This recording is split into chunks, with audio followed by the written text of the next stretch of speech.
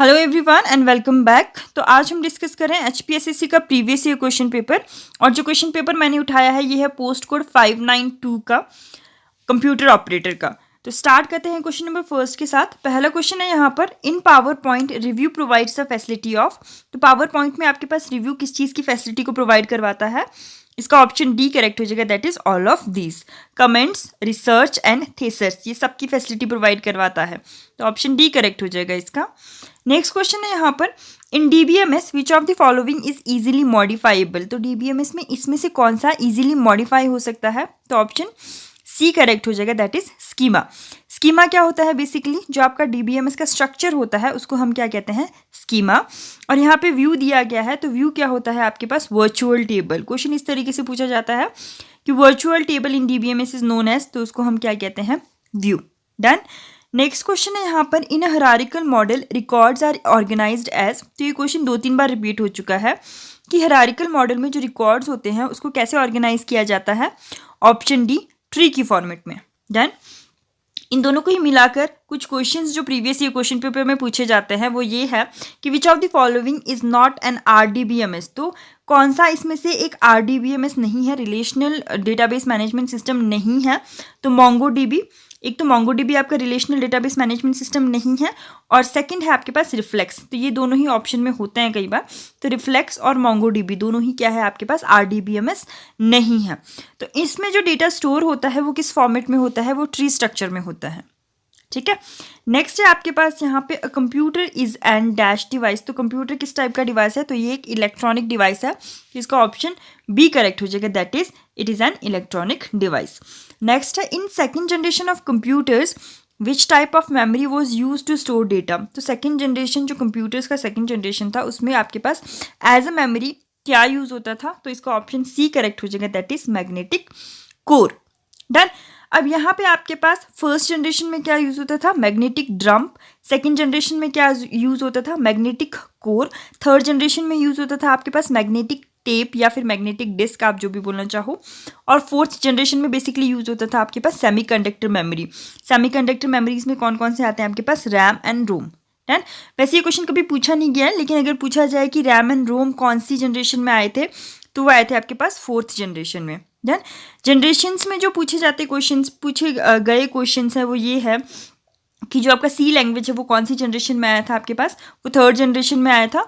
और एसक्यूएल आपके पास कौन सी जनरेशन में आया था? वो फोर्थ जनरेशन में आया था। ठीक है, ये दोनों क्वेश्चंस पूछे गए हैं। इसके अलावा यहाँ पे जो मोस्ट इंपॉर्टेंट है वो है आपके पास फर्स्ट जनरेशन में जो कंप्यूटर्स आए थे वो और उनकी फुल फॉर्म्स। ठीक है, तो फर्स्ट इलेक्ट्रॉनिक कंप्यूटर जो फर्स्ट जनरेशन में आया था वो कौन सा था आपके पास? ENIAC. Done. ENIAC, ENIAC. Done. ये first computer, first electronic computer था, फर्स्ट जनरेशन में आया था। इसकी फुल फॉर्म क्या थी आपके पास? Electronic numerical integrator and computer. Done. इसके अलावा जो और थे वो थे आपके पास एडीवैक, ADVAC। Done.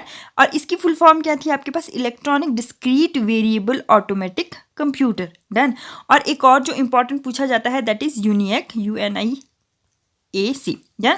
That is universal automatic computer. तो ये तीनों बहुत इंपॉर्टेंट है आपके पास। तीनों कौन सी जनरेशन में आए थे आपके पास?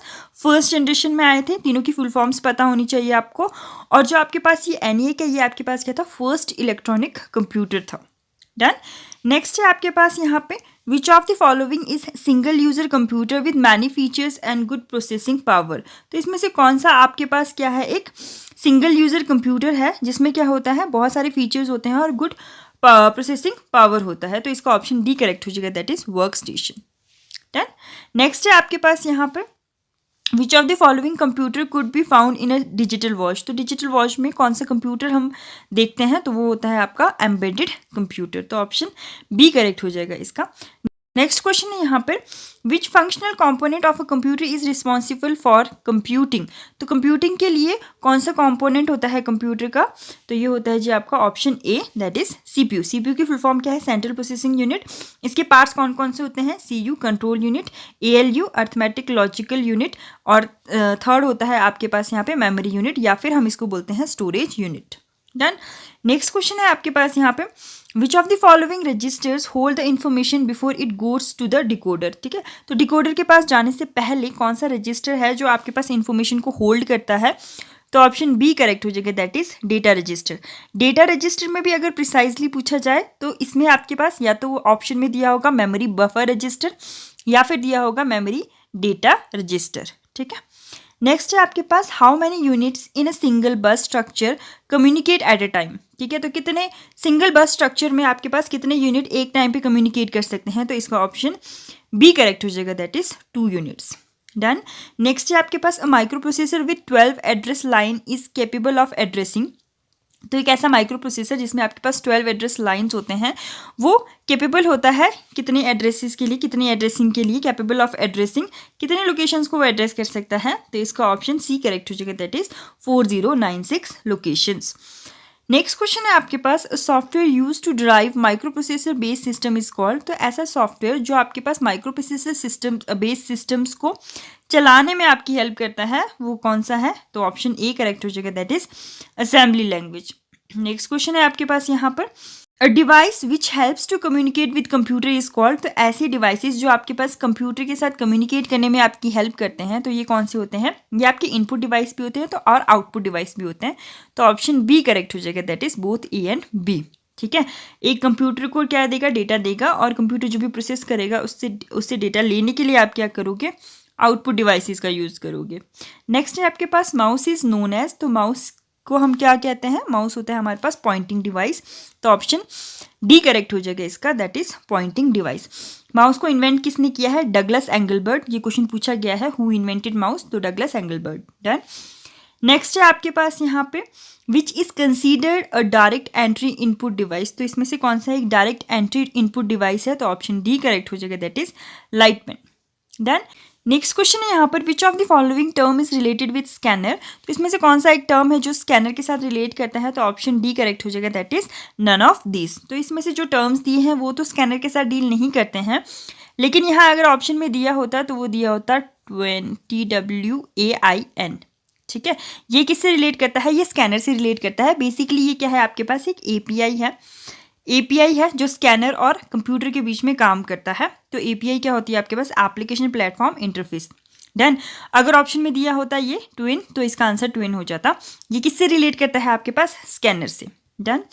नेक्स्ट है आपके पास, bar code stores information using. तो बार कोड जो है आपके पास वो किस फॉर्म में डेटा को स्टोर करता है, किस फॉर्म में इंफॉर्मेशन को स्टोर करता है, तो थिक एंड थिन लाइन्स के साथ। ठीक है, नेक्स्ट क्वेश्चन है, which of the following printers can not print graphics. तो कौन सा एक प्रिंटर है जो आपके पास ग्राफिक्स को प्रिंट नहीं कर सकता है, तो ऑप्शन बी करेक्ट हो जाएगा, that is Daisy wheel printer. जो आपका डेजी व्हील प्रिंटर है वो ग्राफिक्स को प्रिंट नहीं कर सकता है। प्रिंटर्स के बारे में कल हमने कुछ क्वेश्चंस पढ़े थे। पहला क्वेश्चन हमने देखा था कि प्रिंटर्स के बारे में जो पूछा जाता है कि कौन सा एक प्रिंटर है जो आपके पास इंक यूज़ नहीं करता है, थर्मल प्रिंटर। सेकंड पूछा जाता है कि ड्राई इंक कौन सा प्रिंटर यूज़ करता है, लेज़र प्रिंटर। थर्ड पूछा जाता है कि स्पीड ऑफ प्रिंटर को हम कैसे मेजर करते हैं, तो पेज पर मिनट। और फोर्थ होता है क्वालिटी ऑफ प्रिंटर हम कैसे चेक करते हैं, डॉट्स पर इंच। डन। तो ये कुछ क्वेश्चन हैं जो प्रीवियस ईयर क्वेश्चन पेपर में पूछे ही गए हैं। डन। एक चीज़ और, अगर आपको वीडियो अच्छी लगती है तो प्लीज़ लाइक कर लिया करो, सिर्फ इसलिए कि मुझे पता चल जाएगा कि ये वीडियो आपके लिए हेल्पफुल है और मैं मोटिवेट हो जाऊंगी। ठीक है, नेक्स्ट क्वेश्चन है यहाँ पर आपके पास, which of the following is build in memory in computer. तो इसमें से कौन सा एक बिल्ड इन मेमोरी है कंप्यूटर का, तो ये है जी आपका रोम। ठीक है, रोम की फुल फॉर्म क्या होती है, रीड ओनली मेमोरी। रैम की क्या होती है, रैंडम एक्सेस मेमोरी। यहाँ पे आपके पास मेमोरी, बेसिकली मेन मेमोरी में दो मेमोरीज होते हैं, एक होता है रैम, एक होता है रोम। डन। रैम के अलग से दो पार्ट्स होते हैं, नेक्स्ट टू पार्ट्स होते हैं, that is S RAM and D RAM. ठीक है, static RAM and dynamic RAM. Static RAM जो होता है वो फास्ट होता है और कॉस्टली होता है। डायनेमिक रैम जो होता है वो स्लो होता है और थोड़ा सा कम कॉस्टली होता है compare to static RAM. Done. एक क्वेश्चन ये भी पूछा जाता है कि कौन से रैम को बार बार रिफ्रेश होने की ज़रूरत पड़ती है, तो ये होता है आपका क्या, डायनेमिक रैम।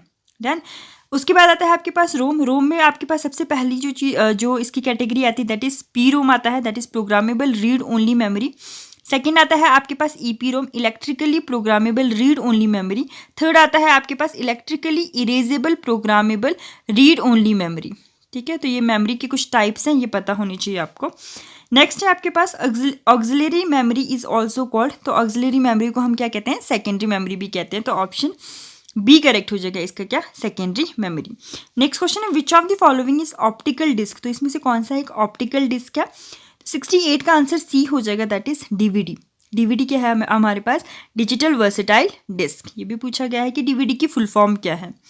नेक्स्ट है आपके पास the primary purpose of software is to turn data into, तो जो प्राइमरी पर्पस आपके पास क्या है सॉफ्टवेयर का, कि आप डेटा को किस में कन्वर्ट कर सको, इन्फॉर्मेशन में, तो ऑप्शन ए करेक्ट हो जाएगा इसका, that is to convert data into information. Next है आपके पास a mistake in algorithm that cause incorrect result is called, तो एल्गोरिदम में एक ऐसा मिस्टेक जिसकी वजह से रिजल्ट क्या है, गलत आ रहा है, उसको हम क्या कहते हैं, लॉजिकल एरर। लॉजिकल एरर का मतलब होता है कि आउटपुट तो आ रही है लेकिन वो इनकरेक्ट आउटपुट आ रही है, और सिंटेक्स एरर मतलब क्या होता है कि ग्रामेटिकली उसमें कुछ एरर है जिसकी वजह से आउटपुट ही नहीं आ रहा है, ठीक है।